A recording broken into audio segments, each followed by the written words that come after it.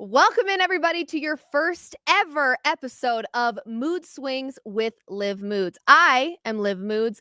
I am so excited to start this journey with you guys. We're going to get into all things football, basketball, dating advice, question mark. I'm going to get put in the hot seat. There's so much to be excited about. Every Monday, every Friday at 4 p.m. Mountain Time, you can expect us going live. Thanks for being here, and let's get into it. Hello and welcome in. Please do not leave your luggage unattended on the station.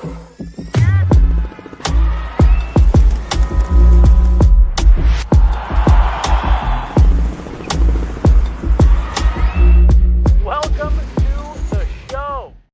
Hello, everybody, and welcome in to the first ever Mood Swings episode with Liv Moods. This is intended to become your new favorite sports therapy show. It could be your sports therapy show. It could be your therapy show. It could be your dating therapy show. It doesn't really matter. Of course, we'll always have a sports undertone because you know I live and breathe sports. The NFL season is right around the corner. And then, of course, before we know it, the NBA season will be right behind it. There's a lot that we have to discuss because I have not been live in some time. I'm sure some of you are wondering, Liv, where have you been? I don't know. Just planning a wedding and trying to survive before the NFL season literally takes all of my free time. You guys know how that goes. Just in 2 weeks, I think, we'll be seeing our favorite sports teams on NFL Sunday and Monday and Thursday. There's going to be so much to talk about. So, of course, no better time than to kick off this new show, your favorite sports therapy show. And we're going to just kind of debrief and recap some of the things that I have not yet had a chance to talk with you guys about. If you're here, I don't know if we're planning on rolling any comments, but if you're live and you're tuning in, just say hi. I have been missing you guys. It's been a really long time since we've sat and chatted. But I'm back. I'm back on your screens. I'm back to annoy you. I'm back to clown Lakers fans, all the things. Get excited. I'm excited. Okay. First of all, we'll get personal. What have I been up to? Like I said, planning a wedding. I get married next summer. I've been really enjoying that and just trying to get back into the swing of things when it comes to sports. Still, I would say recovering a little bit from the Nuggets season. It was a long one. It was very emotional. Mostly emotional because I couldn't figure out how I felt. One second, I was loving them. The next second, they were driving me insane. Sounds like a toxic ex. Nobody's surprised. But I love my Denver Nuggets forever and always. I will always go back to them no matter how toxic they can be. So, yeah, just recovering from the football or the NBA season and now getting excited for the football season. But while we're talking about the NBA, let's kind of do a little bit of a recap on the Nuggets offseason. You're going to be sitting here thinking to yourself, Liv Moods, you are just being a homer. That's what you're doing. You are a Denver Nuggets fan. You've been one since birth. Of course you think they had one of the best off seasons. Well, they actually did. I'm removing my bias from the equation and I'm telling you they did have one of the best off seasons. There's 3 teams that I feel like had the best off season. The Nuggets, the Rockets, and the Clippers. Okay, I've actually seen a lot of people on X/Twitter saying the Clippers have one of the worst front offices ever known to man. Maybe that's true when you look at things collectively, and we are going to get into later on some of the worst front offices known to man. But I actually feel like I'm excited about what the Clippers did in the offseason and what they can be this next year. They were scary last year. I mean, they went to a 7-game series against the Denver Nuggets and played exceptionally well. When Kawhi Leonard was healthy, I mean, he looked like MJ out there. Seriously, Kawhi Leonard doing some really great things for the Clippers. So we'll start with the Clippers. Obviously, the obvious ones, Chris Paul and Bradley Beal being added. They also traded for John Collins and signed Brook Lopez. Listen, great defense from them last year. We're able to force 7 games versus the Denver Nuggets. It was exceptionally competitive.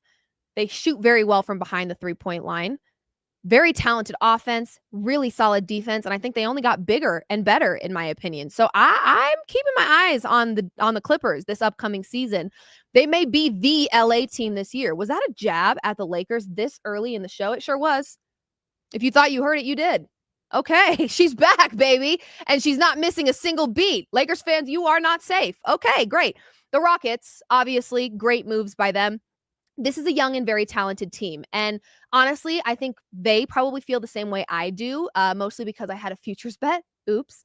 The Rockets, to me, kind of had a disappointing postseason, but also not really. They're young. I kind of expected that. You know, experience matters in the postseason. We know this. We talk about it a lot.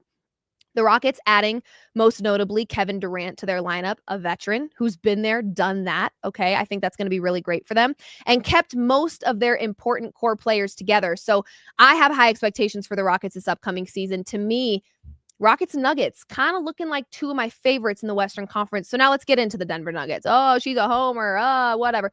Save it. They relieved themselves of some pretty absurd contracts. That was the really biggest takeaway that I saw from the offseason from the Denver Nuggets. Of course, traded for Cam Johnson, traded for Valanciunas, signed Bruce Brown, signed Tim Hardaway Jr. By the way, the Valanciunas stuff was exceptionally, had me on the edge of my seat. What are we doing? Does he want to be here? Does he not? And then part of me kind of got to the point where I was like, if he doesn't want to be here, screw him. I think his agent was actually just kind of being a slime ball, for being honest. I don't think he handled things very professionally. So I don't want to take that out on Valanciunas, okay? He says he wants to be here. He's excited to live out his contract here in Denver. So we're going to let him have it, okay? I'm excited. I'm going to be excited for it. I'm not going to give him too hard of a time just yet. But I was feeling a little weird about that for a while. If you don't want to be here, then don't be here. But he's here. And of course, relieving Nikola Jokic of some minutes played. And that is huge. You've got to get a guy behind Nikola Jokic. We've been saying this for years. We're finally getting that. That feels really great. But freeing themselves of those contracts and creating a little bit more space and some wiggle room and giving them more money to work with was the biggest takeaway, in my opinion, from the Denver Nuggets offseason. Relieving yourself of the Saric contract. Sorry, not sorry. That had to happen. Okay. And then Michael Porter Jr. Listen, you guys have been on this journey with me for some time. That was a breakup that just needed to happen. Okay. I felt very strongly that Michael Porter Jr. had reached his maximum potential here in Denver, and Denver was also done giving Michael Porter Jr. what they needed to give him. Both parties needed to separate in order to really shine and thrive and be the best versions of themselves. Also, before we talk a little bit about the Western Conference as a whole, is Michael Porter Jr. okay? No, the answer is no. You guys, I'm pretty certain you've seen all the mini crash outs as of late. And a couple of things that I first think of when we look at what Michael Porter Jr. is doing in the sphere of podcasting, which I've seen some of you guys get in my DMs, comment on my stuff. They need to make mics more expensive. Not everybody should have a podcast. Are we kind of feeling that way about MPJ? Yeah, I am. Get this guy off the mic before it's too late, I fear. That's how I feel about this, okay? There's 3 different clips we're going to play for you. And honestly, I think we should just play them boom, boom, boom, boom, boom. So you guys can really get the effect of what my timeline has looked like and how much relief I have felt as a Denver Nuggets fan that he's no longer on this team. Sorry. It's really not me being hateful. It's just these crash outs feel like they're going to end with a giant explosion, and I just don't want to be anywhere near it. So we're going to play some clips for you of what Michael Porter Jr. has been up to since he is no longer a Denver Nugget. Let's check it out. Hey, yo, what's good? What's good? What's good? My friend right here. Wait, guys, this is Mike. Hello, I'm Mike.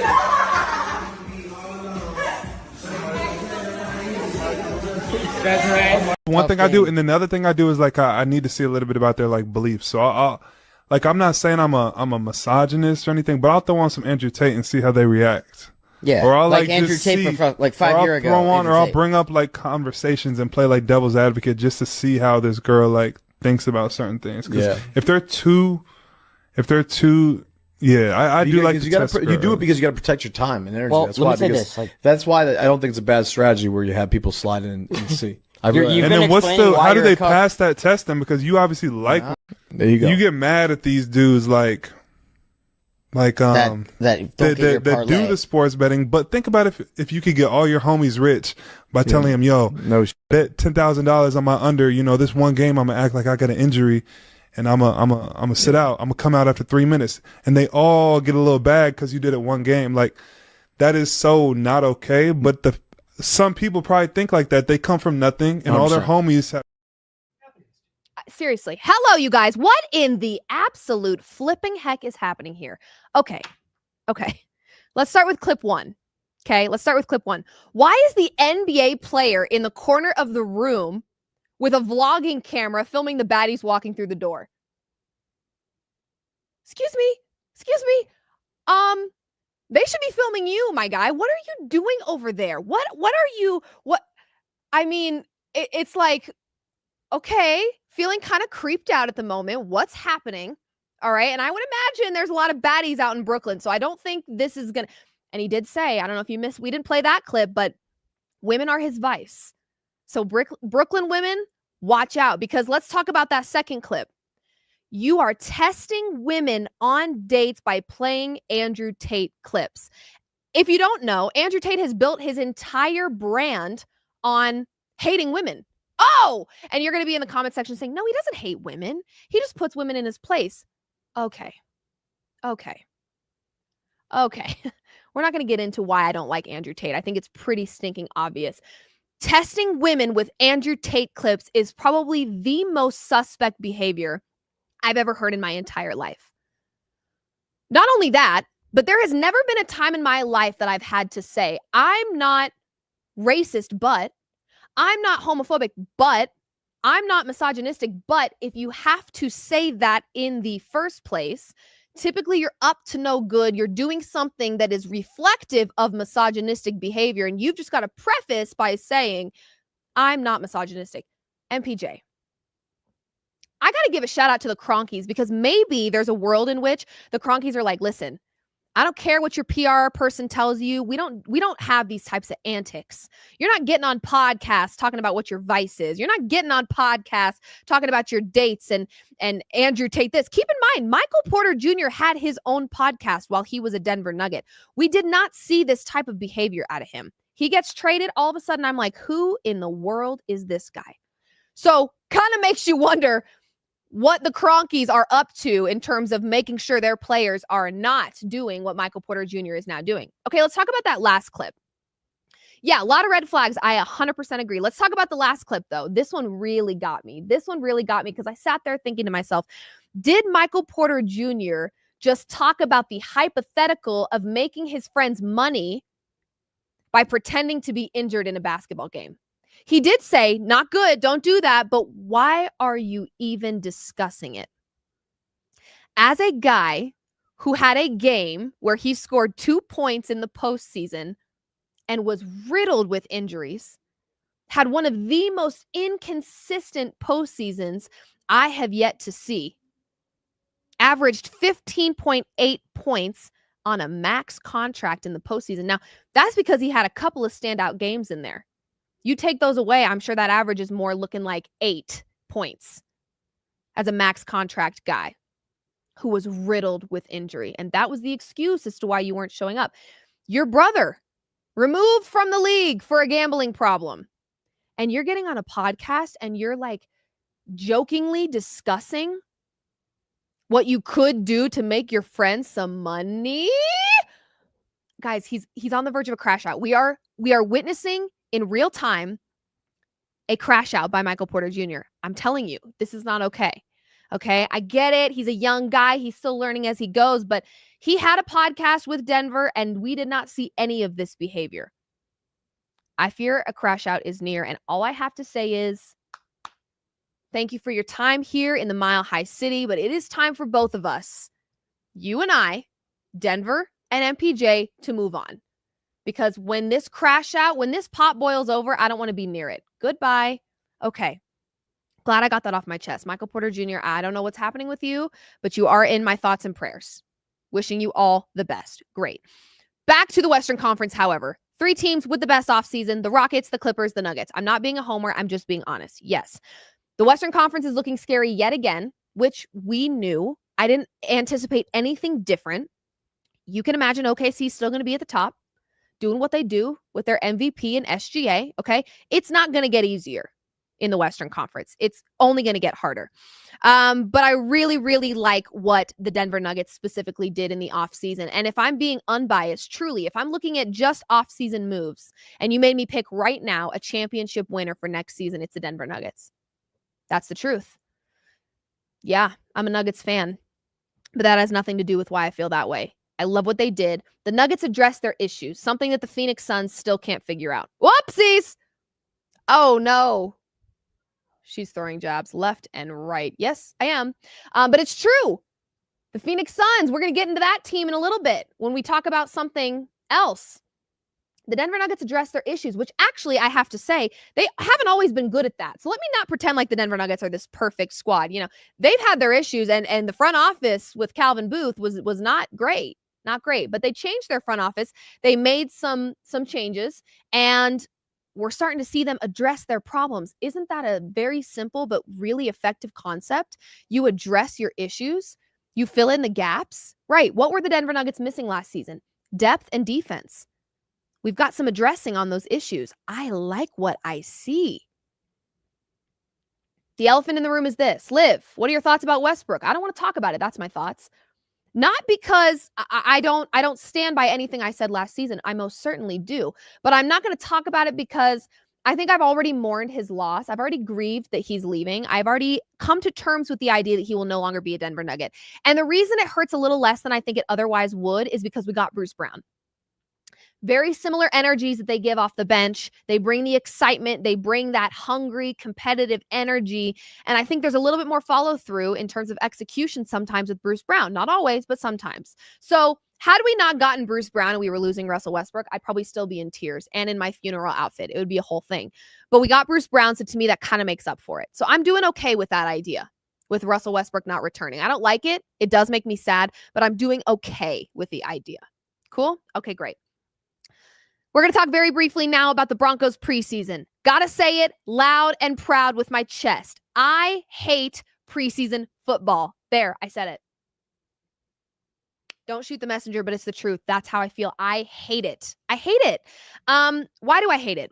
Because it's very easy when we've been without football since February to over-exaggerate. And to get ahead of ourselves and to get excited about things that we really have no business getting excited about. You know what I mean? You watch your second stringers play a really great game of football and you go, yay, that means that imagine what our first stringers look like, right? Imagine what the starters look like. But your second stringers are also not playing first stringers. Do you get what I'm saying? The competition is just, it's reps. It really is. And actually, I'm not super anti Sean Payton's method where he does have his starters playing some minutes, not a lot, but playing some minutes in the preseason. And I'll tell you why. I actually had a conversation with a Broncos player who my fiance and I are friends with. Him and his wife. We're friends with them and we were spending time with them. And he was talking about the fact that it's really nice to get some reps in pads against other football players that want to knock your helmet off, because then you're not just throwing yourself into week one cold. It's nice to have a little bit of a warm up. So I like the method that Sean Payton has where he kind of dips their toes into the water a little bit, gets them warmed up, and then throws them into week one. And there you go. There's a reason that Sean Payton had one of the healthiest NFL teams last season. He's got his method figured out, and I'm not going to argue with it because it's working. I just don't like preseason because it's hard to read, it's hard to gauge, and of course, it makes me overreact. I always overreact. Nobody's shocked by this information. This is not new information, but it's really, really hard for me to watch preseason football and form an opinion because I know that it's just not the reality of what we're going to see starting week one. That being said, I'm liking what I see from the culture of the Denver Broncos. They just look excited. They look hungry. They look pumped. You know, our starters are on the sideline pumping up our second stringers. It just feels like the culture's back. Even to see an Empower Field, the seats being filled in a preseason game just makes me joyous. Okay, Broncos country. It's back, baby. It's back in the Mile High City. We are a football city again, and boy, does it feel fantastic, okay? I can feel the hype. I can feel the excitement, and Sean Payton truly did revive this Denver Broncos team in terms of the culture specifically. Okay, I'm going to get into the details of why I think this Broncos team got significantly better. The defense got better in the offseason, which I'm sitting here going, did it need to get better? I mean, I guess maybe, but not really. This was a championship level defense last season. It was, in my opinion, in my humble opinion. And they only got better. Defensive player of the year. I'm looking at Nick Bonito. Of course I am. 13.5 sacks last season, 24 quarterback hits, 2 forced fumbles, all pro. 2 touchdowns scored. He had a breakthrough season last year, and I think he's just getting started. I would like to assume that the defensive player of the year is going to be on a defense that is one of the best, and I expect the Broncos to have one of the best defenses this season. I do. It's the truth. And I think Nick Bonito will be a huge, huge, huge part in that. Pat Surtain, of course. Duh. Okay, Defensive Player of the Year last season. We expect it again. We always expect it from PS2. But Nick Bonito, to me, is somebody that the Denver Broncos fans do not sleep on because we know what he's capable of. But I do think there's a lot of people in the league that still sleep on this man. And I don't know why. I'm trying to figure it out. This defense is exceptional. Brandon Jones. Hello. Yep. Badass. Nick Bonito, Pat Surtain. I mean, the list goes on, okay? And they added to their defense. That's the best part. Now, the health of some of the bodies on this defense, I get it. That's football, though. Unfortunately, that's the game. So we just kind of have to wait and see on that one. But the defense got better, and I don't even think it really needed to. The other things, offense has some new weapons. Bo Nix really set the bar high, and I do think there's some nerves that I have naturally about can he meet what he set? Like, he really, really shined. Same with Jaden Daniels this upcoming season. You guys set the bar really high, really fast. Can you exceed it? Because meeting it isn't even going to be enough. Let's be real. If Bo Nix gives you exactly what he gave you last season, it won't feel like enough. You want more. We're greedy. Sports fans are greedy. I want more. Okay, Bo? So the bar is set very high, but Bo has some new weapons. And one of the weapons that I felt pretty discouraged by last season that I'm now feeling pretty excited about right now, following preseason and training camp, is Troy Franklin. Yes. Bo Nix's guy, Troy Franklin, who actually really found a way to irritate me last year. Oh, it's the truth. Love him. But there were a lot of moments where I was like, Troy. What are we doing there? What are we doing, Troy? And we're seeing a little bit of that rust dusted off of Troy this year and a little bit of swagger and confidence that I'm like, okay, yes. So what am I feeling when it comes to the Denver Broncos? It's very simple, and I'm going to tell it to you really straight without a stutter. Hopefully I don't. The Denver Broncos will win the AFC West. Yeah, it's the truth. Sorry about it. This is the most competitive conference when it comes to not only the teams, but especially the coaches. There are some hungry coaches in this league, especially in the AFC West. Dare I say the AFC West has the most talented coaches in the NFL? They do. They absolutely do. So it's going to be a bloodbath. The Raiders made a lot of changes that desperately needed to happen. I'm not there with the Raiders yet. Sorry, it's the truth. I'm just not. I feel like they're in the process of rebuilding, but they're not there yet. They're just not. Okay. The Chargers. Oh, you guys are going to hate me for this one. It's the truth. You will. I know you will. And really, that's the beauty of being Liv Moods. I really rarely get bothered. So hit me with it. I don't really care. I don't trust Justin Herbert. Do I think Justin Herbert is fantastic? Yes. But there's something missing with Justin Herbert for me. I'm not there yet. I want to be so bad, because he seems like such a great guy and he really is talented. Talk about a backdoor cover king. That's your guy right there, along with Matthew Stafford. Yes, it's true. So I really like Justin Herbert. I'm just not there yet. The trust is not there yet for me with Justin Herbert. The Chiefs, obviously, are the Chiefs. But I don't think they're as great as we think they are. You know, the Super Bowl was quite a humbling experience for that team. It was sad. It was sorry. It was bad. It was bad news bears. My producer is a Chiefs fan. She's probably going to kill me. No, she's going to get her payback in just a little bit because we're doing a segment where she came up with the prompts and the questions and I don't know anything about what they look like. So she's going to get her get back here in a sec.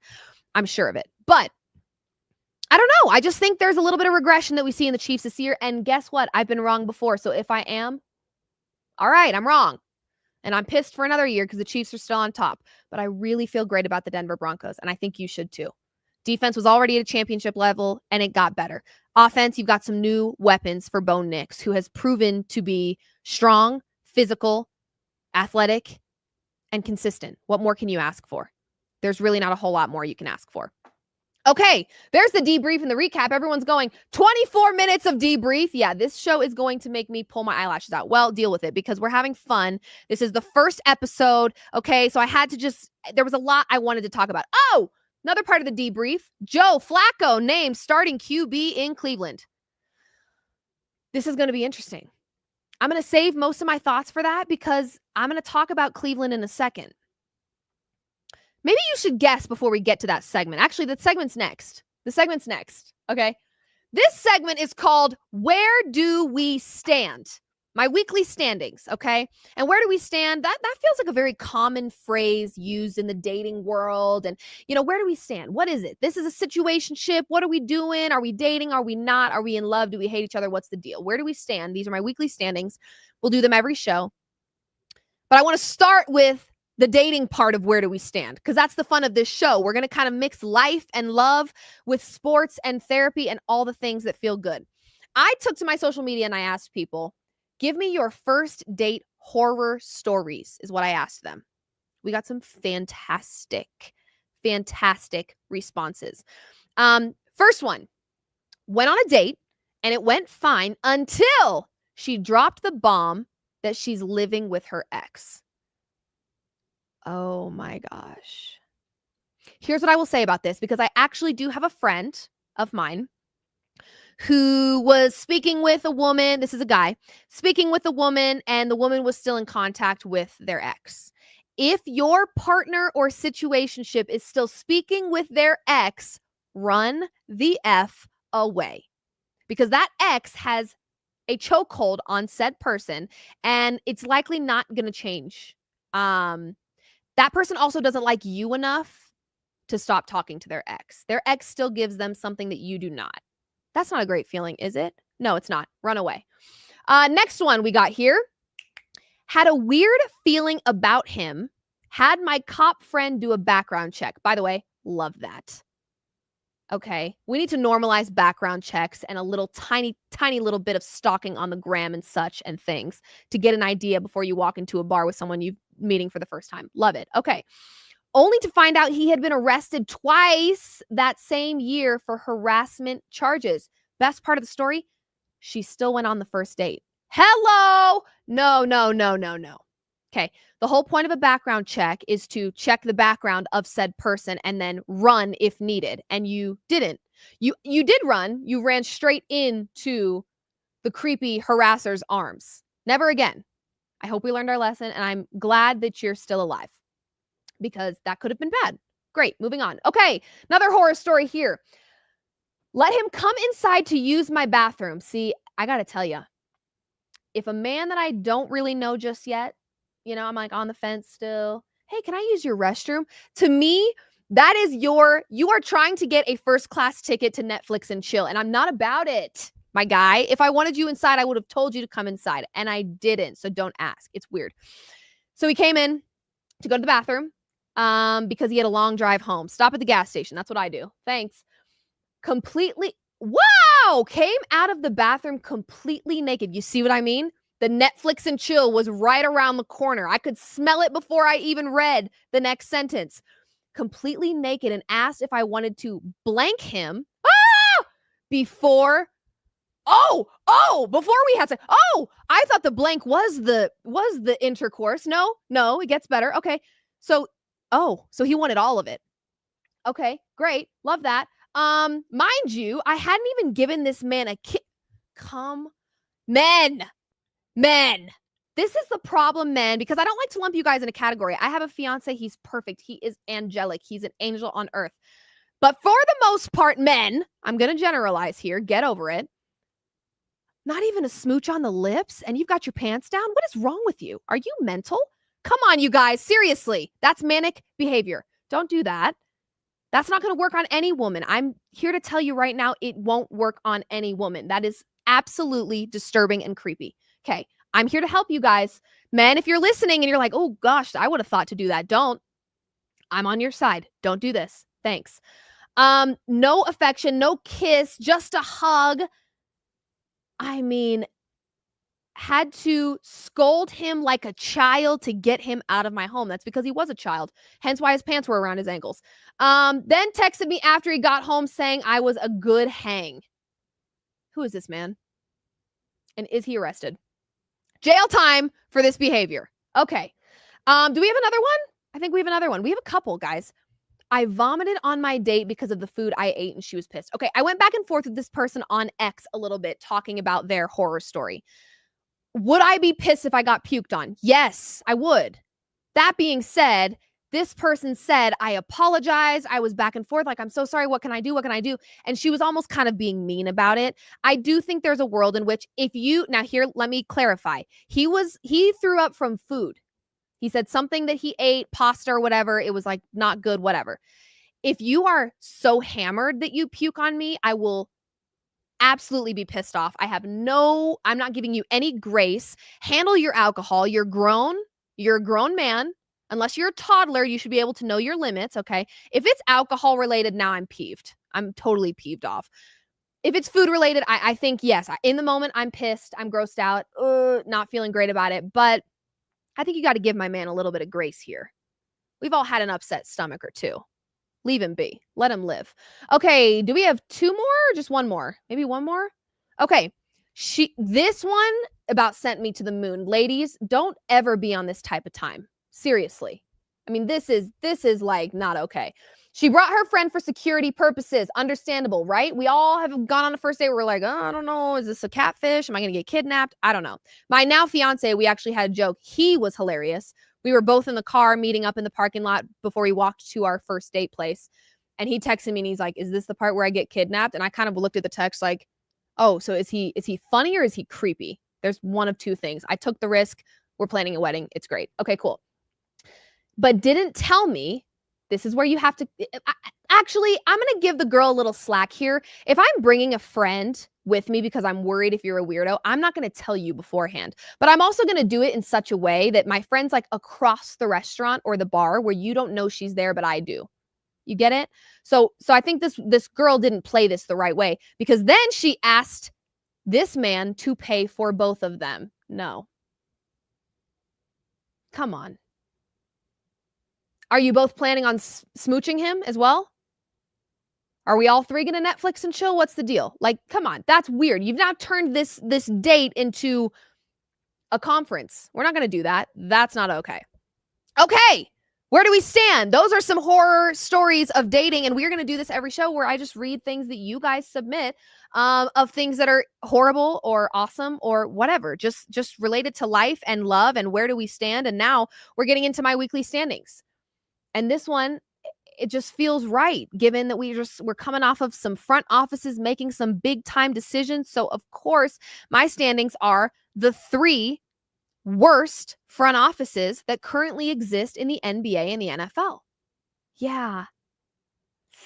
And by the way, there's a lot to choose from. And if you look at like collectively over the last decade, these answers are probably different. But I'm going off of like what I feel right now in my soul.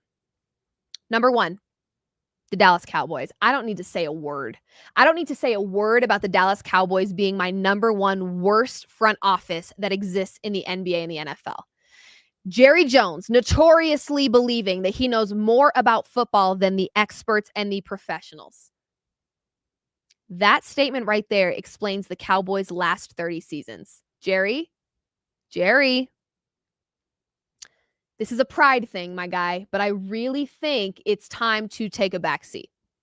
And he's getting old, guys. He's getting old. I don't know how much longer he's going to be able to do this, but it's in the family. So what I fear is that the Cowboys, as long as the Joneses have their hands on things and believe that they know more about football than the experts, Cowboys fans, I don't know if you're ever getting out of this. 2 words, Micah Parsons. I rest my case. It's nasty out there. Got to be one of the worst front offices right now that currently exists. Number 1, Dallas Cowboys. Number 2, this one might shock you. The Golden State Warriors. And I got to tell you why. When you have an aging Steph Curry on your team that can still produce, can still single-handedly win you a basketball game, and you make 0 moves in the offseason to build around that aging Steph Curry, that is crazy work. That's psychotic, actually. So Golden State it has creeped up into a front office right now that I think is just absolute horrible. It's horrible. It's not okay. You got Steph Curry and you make no moves. What are we doing here? Okay. Number 3. This should not shock any of you. The Cleveland Browns, for goodness sakes. They are known for their frequent, consistent, this is the only thing they're consistent at, quarterback changes.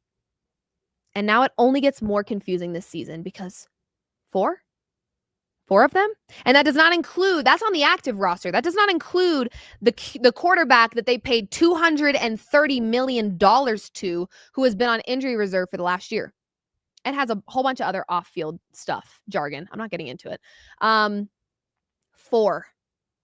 And you've already got the media trying to pit the young guys against each other. I do want to say, I feel like the Dylan Gabriel comments were absolutely taken out of context. And you guys know me, I love a little clickbaity moment. But I did feel like that was totally taken out of context. Did it work because Shedeur is also on the team? Of course it did. But my gosh, the quarterback carousel there is not beneficial actually at all. They're exceptionally inconsistent, confusing, can't get my feelers on this team. But like I said earlier, Joe Flacco named starting QB. I don't hate a Joe Flacco. I actually love a Joe Flacco. A comeback player of the year, Joe Flacco. Yes, I do.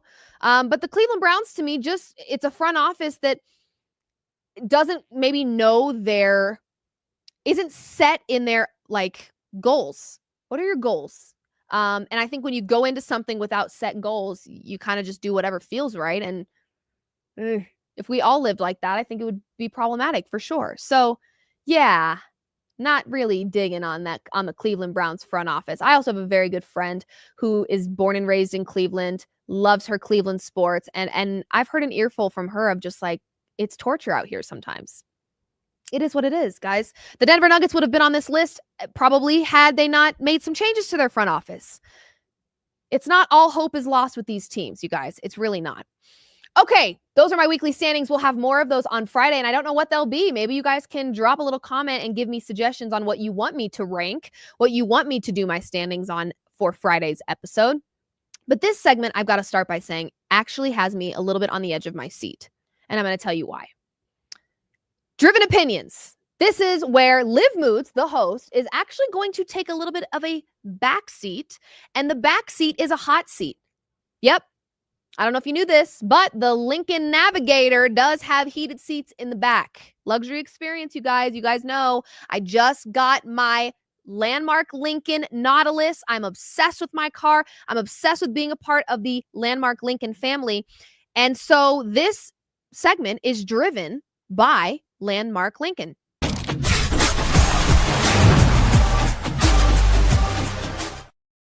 Where my producers and maybe sometimes some guests on the show and even you guys, the viewers, are going to submit the questions and the prompts that I talk about. I have to say, my producer's about to put them on the screen for the first time. Both of my producers, Chloe and Andy, created these prompts. I don't know what they're going to be. I'm just going to have to talk about them. Again, it's me taking a back seat and also being put in the hot seat with zero preparations, all gas, no brakes. Let's get into it. Andy, what do you have for me for this first one?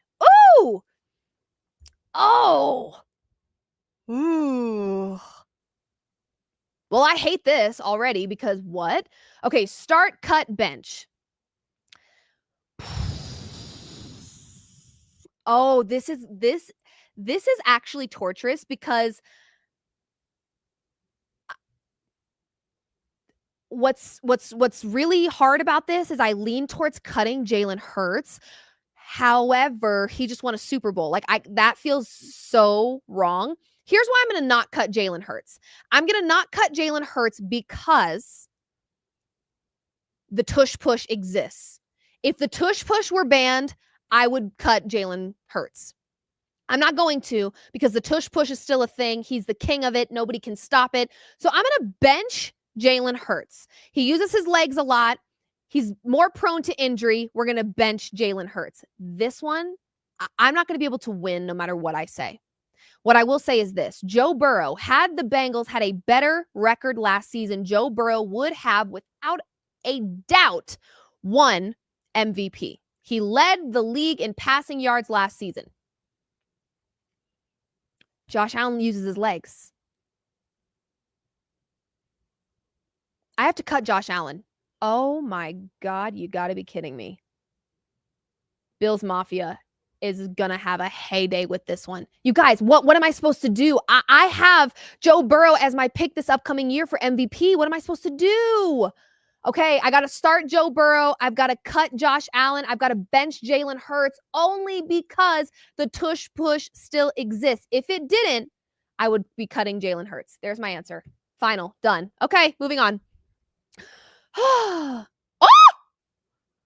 If you had to cancel one person forever, who would it be? Oh, geez. Wow. I'm sure there's people out there saying, Liv Moods, shut up. They didn't ask you. If I had to cancel one person forever, who would it be? Wow. I'm trying to think of people that just like, when I see them, they just make me irate. Like what? If I had to cancel one person. By the way, I absolutely hate cancel culture. So let me just start by saying that. But if I did have the power, honestly, it feels very on brand to say Andrew Tate right now because now he's poisoning the mind of my former favorite players. Like, what's going on here? So I'm going to say very easy answer this week. Andrew Tate would be my cancel person forever. Also, honorable mention. I really struggled with the Paul brothers for a while there. I'm going to be honest. I respect their hustle and their grind and the way that they chase their bag, but they've been up there every once in a while for me. So that's honorable mention. Okay, next one. Ah! Who is the most fraudulent contender in the NBA this year? Oh. Well, I got to think about who's in contender conversation right now. I would say fraudulent. I mean, I feel like if you have the Lakers in your contender conversation, I would probably say that. Listen, let me really quickly pull up I'm going to pull up some odds here so that I can see kind of who's in conversation as being some of the top contenders so that I can debunk it very quickly for you guys. Not my Nuggets, so don't even go there. If you feel like saying that, then don't. Let's see what's happening here. Okay. Oh, well, to be honest with you, based on what we saw last season, this is a very easy answer for me, and it's the Cleveland Cavaliers. I'm sorry. I really wanted them to be fabulous, and they just weren't. So I'm going to say the Cavs because I really felt disappointed in what they did last year and I wanted more from them and they just couldn't do it. So I'm going to go Cavs. That's as of now, based on like what I've seen from them as of late, Cleveland Cavaliers, probably the most fraudulent contender, but I'm hoping that changes because I do love the Cavs. So anyway, okay. If you could steal one player for the Nuggets or Broncos, who are you picking? Love this question. So because the Broncos have an unproven, I don't want to say unproven, but I'm not like all in like, rah, on the running back room. And that's something that I have expressed many, many, many times, wanting Sean Payton to commit to the run game more because when you have a reliable run game, it alleviates the pressure off your quarterback. And we saw, for the most part, these contending teams all had a star that could just run through people like a bulldozer. So I really stinking like Derrick Henry a lot. I'm going to go Derrick Henry for the Broncos. If I could hand pick a player, I would go Derrick Henry. And then for the Nuggets,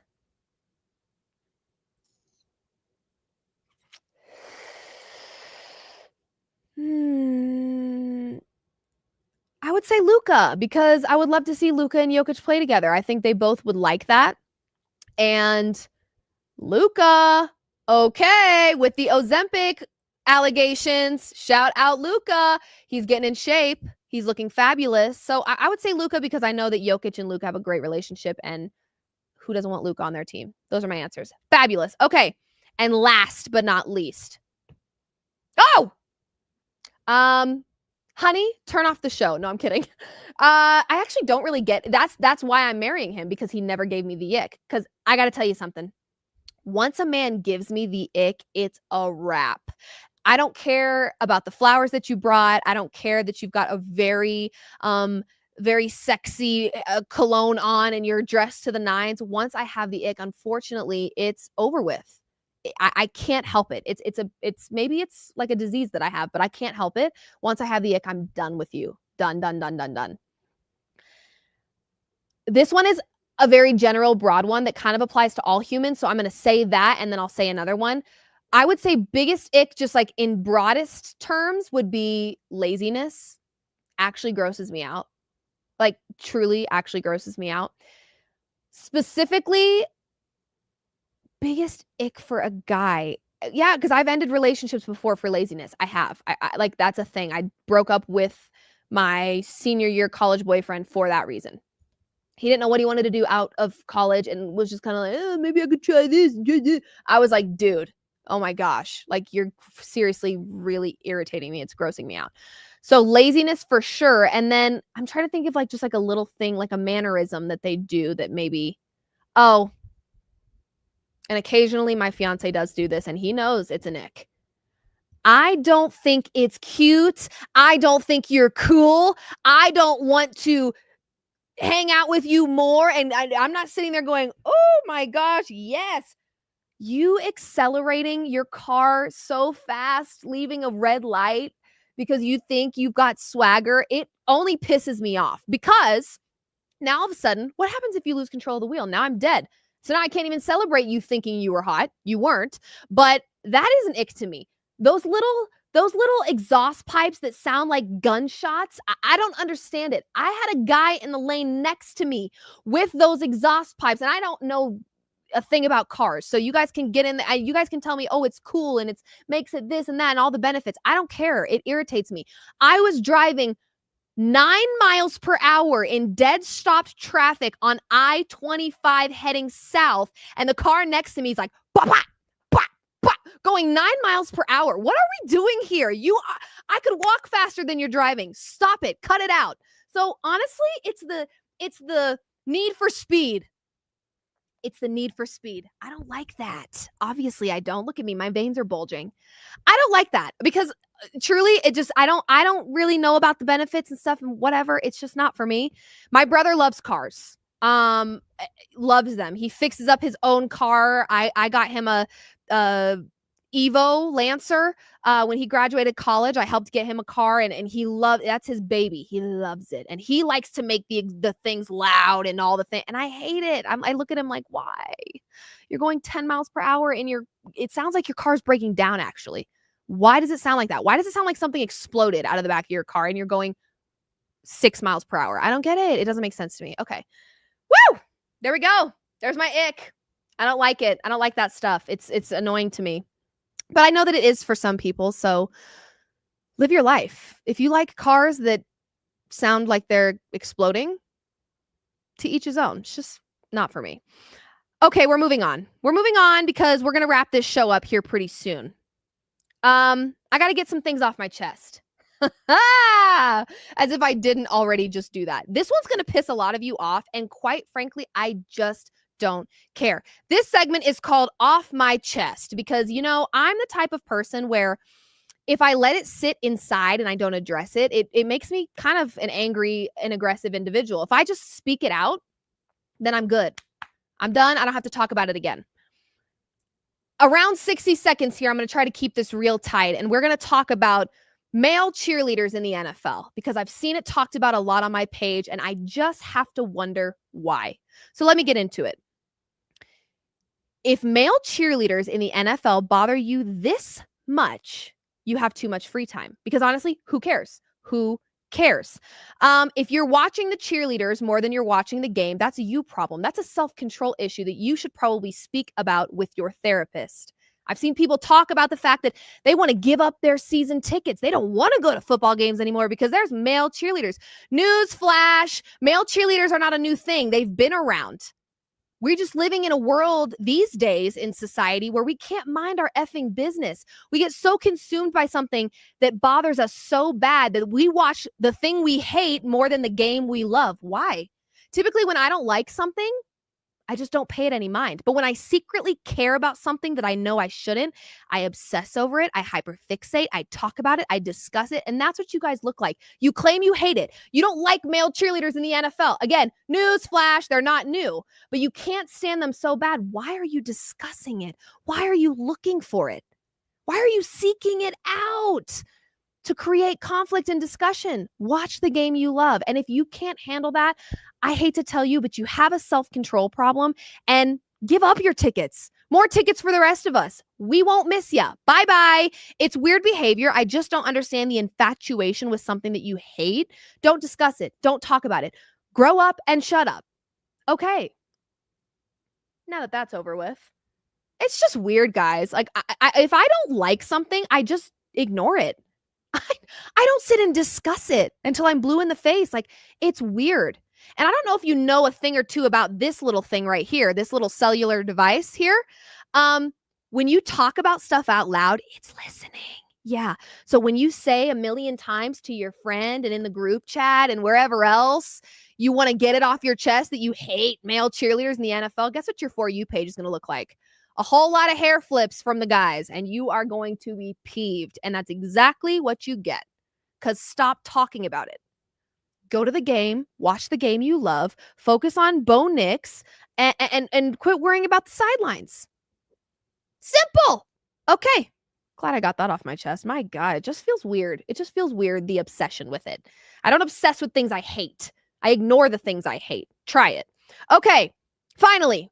Love language, my love language, because of course this is a therapy show. What is my love language? Well, I have a lot of them, actually. Gift giving, of course. Acts of service, of course. Words of affirmation, duh. Not much of a PDA person, actually. So don't like the, what is it? Feel, touch? What is it? Physical touch? Yeah, not a big physical touch person, but I do know for sure my love language is sports betting. Duh, obviously. Okay, so we've got to talk about it. And we're just going to run through the basics because I feel like there's a lot of people out there that either want to get into sports betting and are just intimidated by the idea because there's a lot to learn. And I understand that. There is a lot to learn and it is very intimidating. So let's break it down. In the most simple way, we're going to go over 4 different things. The money line, the over-under, the spread, and the odds. The odds are where it gets pretty confusing, so that's where you're going to need to buckle up. But let's just talk a little bit about the basics of sports betting. Ladies, we don't have to get FOMO, okay? Your boyfriend, your husband, your fiance, your whatever is about to start getting into this world of parlays and anytime touchdowns, and he's speaking a language you don't understand. It's time to learn it. We're not going to get FOMO. We're also not going to be mad at him for doing what he loves on a Sunday. Mostly because I'm also going to be doing what he loves on a Sunday. I love an anytime touchdown parlay. So I'm going to teach you so that you don't have to get FOMO and you can join him, okay? Money line. Simply put, you are choosing who is winning the game. That's it. That's it. We're going to get into the odds in a second, but when you bet the money line, you are betting the winner. That's all. Very simple. It's a really, really great place to start. Over under. You are betting on the total points scored. For example, if the Denver Broncos were playing, I don't know, the Cardinals like they were the other day for preseason, and the total were set at 38.5. If I bet the over, that's me saying that they will score more than 38.5 points combined between the Cardinals and the Broncos. If I bet the under, I'm saying they will score less than 38.5 points combined between the Cardinals and the Broncos. You're probably wondering, Liv, why is it and a half? You can't score a half a point in sports. Correct. That's to avoid what we call a push. So if you were to say, that's kind of a confusing one. Yeah, just don't worry about the and a half. We'll get into that on another episode because I could go into a million things. What's a push, blah, blah, blah. Okay, 38.5. If you bet the over, you believe that they're going to score more than that combined, so 39 or higher. If you bet the under, it's 38 or lower points combined for the over-under. Okay, the spread. So money line was betting the winner. Who's winning? You're just picking Cardinals or Broncos. The spread, which is typically shown with a number, plus 7.5 minus 7.5. That's what we'll go with. The Broncos are favored by 7.5 points when you see minus 7.5 by their name. The Cardinals are an underdog predicted by 7.5 points because they believe, the bookmakers believe, the Broncos will win by at least a touchdown. That's what they're saying when it says minus 7.5 by the Denver Broncos. When you bet the spread, you're betting on how many points a team will win or lose by. Stay with me. It's a lot. If I take the Broncos minus 7.5, I am saying they will win by more than a touchdown. Okay? More than a touchdown. They have to win by more than 7 points. At least 8 points they have to beat the Cardinals by. If I bet on the Cardinals plus 7.5, I am saying that the Cardinals don't have to win, but they have to lose by less than 7.5 points. Basically, think about it like on like a spectrum. If this is like, if this is like the result of the game, I'm going negative 7.5 here for the Cardinals. I'm saying they have to lose by, they have to fall in this range. They cannot lose by more than 7.5 points. They have to keep it closer. So if you bet on an underdog, which would be the plus, if you see a plus, that's the underdog. If you see a minus, that's the favorite. I know. We're going to get to the odds in a second. If you're betting on an underdog on the spread, you don't need them to win. That would be the money line. You just need them to lose by less than the number that you see. It will say plus 7.5. That means you need that team to lose by less than 7.5 points. So they have to keep the game within a touchdown. Make sense? It's a little confusing. I get it. Odds. Don't try to understand how, why, blah, blah, blah. I gave up on that a long time ago. These are the bookmakers. These are people. I think about them like wizards. They're out there somewhere looking at data that we don't even know exists and coming up with the probability of a team winning or losing a game. That's what a bookmaker does, okay? Odds indicate the bookmaker's assessment. Again, don't try to understand where this assessment comes from, but their assessment of the likelihood of your bet hitting.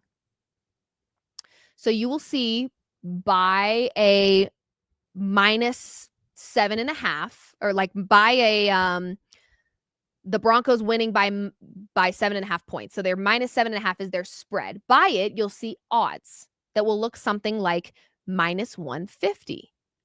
What does that mean? When you see minus 150, again, remember, minus is the favorite, even with the odds. Not just with the spread, but also with the odds. When you see minus, that means the favorite. Because minus 150 means you have to bet $150 in order to win 100. That number after the minus, when looking at the odds, is telling you how much you have to put down to walk away with $100. You don't always have to bet $100, by the way. You could put $2 on that, and then your sportsbook app will calculate what those odds look like. So if it's a minus, it's the favorite, meaning you have to put more money down to win $100. Now, if it's a plus, that's the underdog. If you see a plus 150 odd next to the Cardinals, who are the underdog, that means you only have to bet $100 to win $150. So when it's a plus by the odds, it's $100 to win that amount. When it's a minus by the odds, you have to place that amount of money to win $100. So because you're betting more and making less, it's more likely to happen. Doesn't always happen though. Okay. We've all in the sports betting space cashed on some really nasty underdog bets that are chef's kiss. But if it's a positive, that means you have to put less money down to walk away with more, but the chances aren't as likely based on the bookmaker's assessment. That's why they come up with the odds. I just gave you a lot, and it's probably super confusing if you've never done the sports betting thing before. We will get there. One step at a time, we will get there, okay? I will help you. I will guide you. I will walk you through the process throughout the entire NFL season. If you're new to this, stick it out. We're going to have a really, really fun NFL season. Okay, you guys, I think that concludes the first ever Mood Swings episode. Like I said, it's just going to be fun, personality, advice, talking through life, talking about sports, but doing it in a way that doesn't feel like I'm sitting here trying to school you, because at the end of the day, I'm wrong a lot. So are you. And we really just love sports. That's the one thing that we have in common is we love sports. And we're just trying to make it. And we're just trying to enjoy watching our favorite teams. So when we start getting into the weeds of the season, we will spend a lot of time on this show venting, being upset, being angry, being mad. That's normal. And we're going to have fun while we do it. Okay? Thank you so much for tuning in to the first ever Mood Swings episode presented by Landmark Lincoln. We will be back on Friday, same time, same place, 4 p.m. Mountain Time. And I can't wait, you guys. The NFL season is right around the corner. And then before you know it, we will have the overlap of football and basketball. And this is designed to be your new favorite sports therapy show. So if I can do that, then I'm doing my job right. I love you guys so much. And we'll see you same time, same place on Friday.